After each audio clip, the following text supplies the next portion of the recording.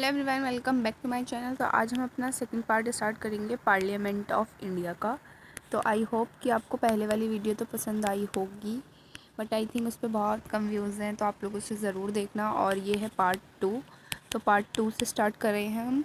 चलिए स्टार्ट करते हैं आगे के पार्ट। सबसे पहले आता है आर्टिकल नंबर 86 हमारे बात करता है राइट ऑफ प्रेजिडेंट। क्या कहता है ये कहता है right of president to address करना। ठीक है, यहाँ पे एड्रेस का फ़ोन नंबर अता पता वाला एड्रेस नहीं है। Address and send message to house, यानी कि संबोधन या फिर कह सकते हो बुलाना।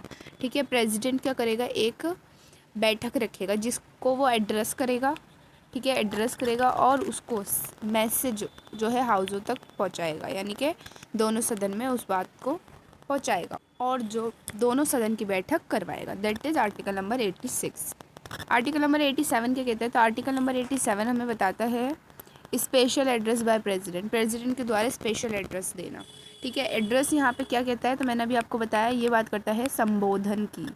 किसकी? संबोधन की बात करता है। ठीक है, और ऐसा 2 बार हुआ है, स्पेशल एड्रेस 2 बार दिया गया है। ठीक है, 2 टाइम्स ऐसा हुआ है। एक आपका कब होता है? जनरल इलेक्शंस के बाद होता है। ठीक है, इलेक्शंस के बाद। और एक होता है आपका हर साल का पहला सेशन। ठीक है, एवरी ईयर का पहला सेशन, फर्स्ट सेशन जो होता है ना आपका, दैट इज़, ठीक है, फर्स्ट सेशन। और या फिर आप इसको क्या कह सकते हो, इस स्पेशल एड्रेस को आप कह सकते हो, there are called motion of thanks. आप इसे मोशन ऑफ थैंक्स भी कह सकते हो। ठीक है, तो ये आता है आर्टिकल नंबर 87 में, डेट इज़ स्पेशल एड्रेस, यानी कि स्पेशल संबोधन देना प्रेसिडेंट के द्वारा। ठीक है, 88 क्या कहता है? तो 88 आपका बात करता है राइट ऑफ मिनिस्टर्स की as attorney general.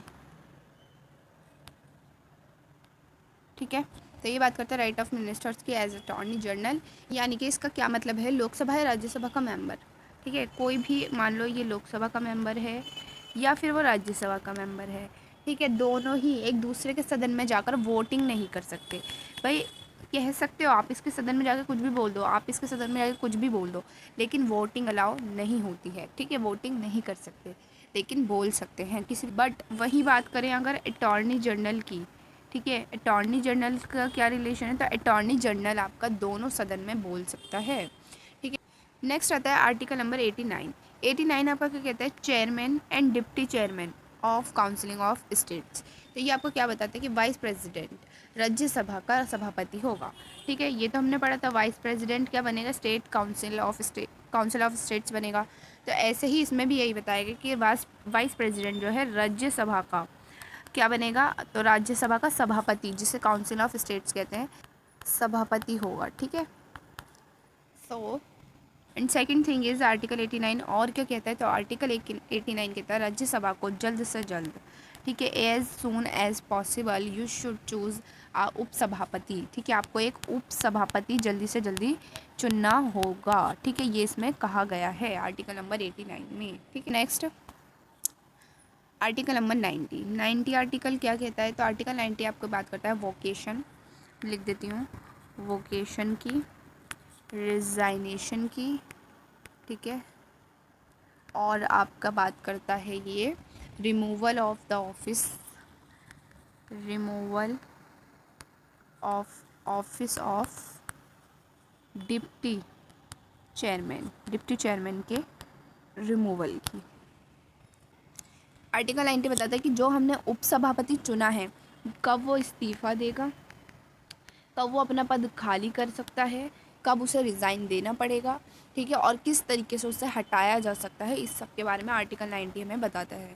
Rajya Sabha simple agreement से इसको हटा सकती है, यानी कि राज्यसभा में एक सिंपल बहुमत होगी तो भी वो अपना जो डिप्टी चेयरमैन है उसको हटा सकती है। ठीक है, आर्टिकल नंबर 91 बात करता है कि जब राज्यसभा में आपका सभापति उपस्थित नहीं है, यानी कि सभापति जो है आपका वो अनअवेलेबल है। ठीक है, अभी फ़िलहाल वो नहीं है, ठीक है, अपने काम पर नहीं है या वह आया नहीं है, एब्सेंट है, किसी वजह से अनअवेलेबल है, तो उसकी जगह उपसभापति या कोई अन्य सभापति के कर्तव्य के निर्वहन अधिकार है। यानी कि इस सभापति की जगह या तो उपसभापति चुना जाए, जब भी मतलब उपसभापति काम करेगा, या फिर कोई ऐसा अन्य व्यक्ति चुना जाए जो इसकी जगह काम कर सके।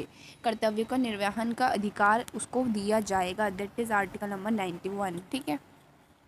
नेक्स्ट आता है आर्टिकल नंबर 92। 92 कहता है जब राज्यसभा के उपराष्ट्रपति को हटाने का प्रस्ताव होगा ना, उसका विचार होगा। क्या विचार होगा? उपराष्ट्रपति जो होंगे आपके, ठीक है, उपराष्ट्रपति जब इन्हें हटाने का प्रस्ताव चल रहा होगा, मतलब इनका रिज़ाइन या फिर रिमूवल का कुछ काम चल रहा है इनके खिलाफ, तो ये क्या करेंगे, उस समय जो सदन चल रहा होगा उसकी अध्यक्षता नहीं करेंगे। मीन्स आपने देखा होगा कि आपकी एक कुर्सी होती है सामने की साइड, और यहाँ से लोग स्टार्ट होते हैं, यहाँ पे बैठे होते हैं, यहाँ पे आपके दूसरे लोग बैठे होते हैं। ठीक है। तो यानी कि यहाँ पर जो व्यक्ति बैठता है, अगर उसको हटाने के लिए काम चल रहा है रिमूवल का, तो वो यहाँ नहीं बैठ सकता। ठीक है। He is not allowed to sit here. वो आपका आम लोगों की तरह यहीं पर ही बैठेगा। ठीक है। वो अपना जो सदन की अध्यक्षता है वो नहीं कर सकता। ठीक है। नेक्स्ट आता है आर्टिकल नंबर 93। 93 में कहता है कि लोकसभा के सदन का अध्यक्ष और उपाध्यक्ष के चुनाव से संबंधित है। किस किस के? लोकसभा के सदन के जो अध्यक्ष होगा, ठीक है, उसका अध्यक्ष और उसका उपाध्यक्ष, ठीक है, दोनों ही के चुनाव से संबंधित है। ठीक है। और इसको कौन चुनेगा? तो ये इलेक्टेड होंगे जब भी ये चुने जाएंगे लोकसभा हाउस से। ठीक है। कहाँ से इलेक्टेड होंगे? लोकसभा हाउस से। ठीक है। ये इसमें बताया गया है। और कुछ एक्स्ट्रा इन्फॉर्मेशन है वो मैं आपको बताती हूँ। तो एक्स्ट्रा इन्फॉर्मेशन क्या है कि आपका फर्स्ट स्पीकर याद कर लेना। पहले स्पीकर कौन थे? तो फर्स्ट स्पीकर आपके अध्यक्ष जिसे कहते हैं, तो वो थे आपके जीवी मावलंकर। ठीक है। पहले उपाध्यक्ष थे, सॉरी उपराष्ट्रपति थे। प्रेजेंट के कौन है? तो प्रेजेंट स्पीकर आपके हैं Om Birla. As you all know, ये तो पता ही होगा आपको, प्रेजेंट में ओम बिरला है। फर्स्ट वुमेन देखा जाए तो फर्स्ट वुमेन स्पीकर कौन है? तो वुमेन स्पीकर जो है, पहली वुमेन स्पीकर है आपकी मीरा कुमारी। शी इज़ मीरा कुमारी। ठीक है। और आपका फर्स्ट, ठीक है, और आपकी फर्स्ट डिप्टी स्पीकर कौन है? तो डिप्टी स्पीकर की बात की जाए तो फर्स्ट डिप्टी स्पीकर है आपके M.A. अय्योगर। ठीक है। अय्योगर। ठीक है। ये है आपके फर्स्ट डिप्टी स्पीकर।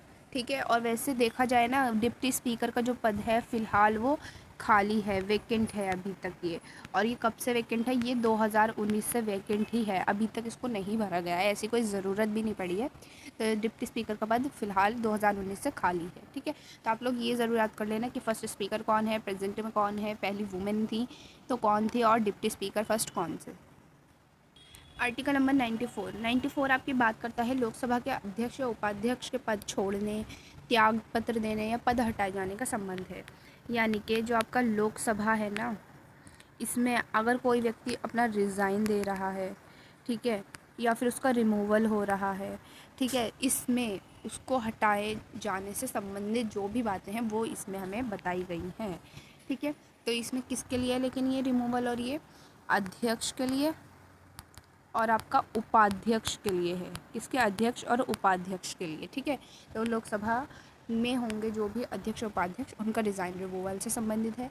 ठीक है। स्पीकर किसको रिज़ाइन देता है? तो स्पीकर आपका अगर रिज़ाइन देगा तो स्पीकर आपका रिज़ाइन देता है डिप्टी स्पीकर को। किसको देगा? डिप्टी स्पीकर को।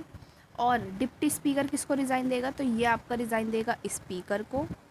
ठीक है। और स्पीकर इलेक्शन डेट डिसाइड कौन करता है?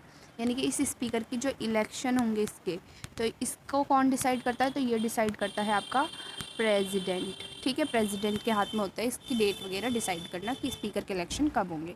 और ये हमें कौन बताता है? तो ये हमें आर्टिकल नंबर 94 बताता है। नंबर 95 में हम बात करते हैं कि लोकसभा का जो स्पीकर है, अगर ये अनअवेलेबल है, ठीक है, तो इसके अनअवेबिलिटी में कौन काम करेगा? तो वो आपका डिप्टी स्पीकर काम करेगा। ठीक है।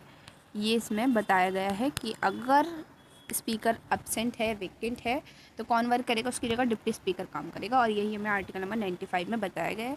तो आज के लिए इतना ही रखेंगे। नेक्स्ट क्लास में ये हमारा पूरा कंप्लीट हो जाएगा। थर्ड पार्ट में ये हमारा हो जाएगा एकदम कंप्लीट, और आपको इतने अच्छे से याद भी हो जाएगा।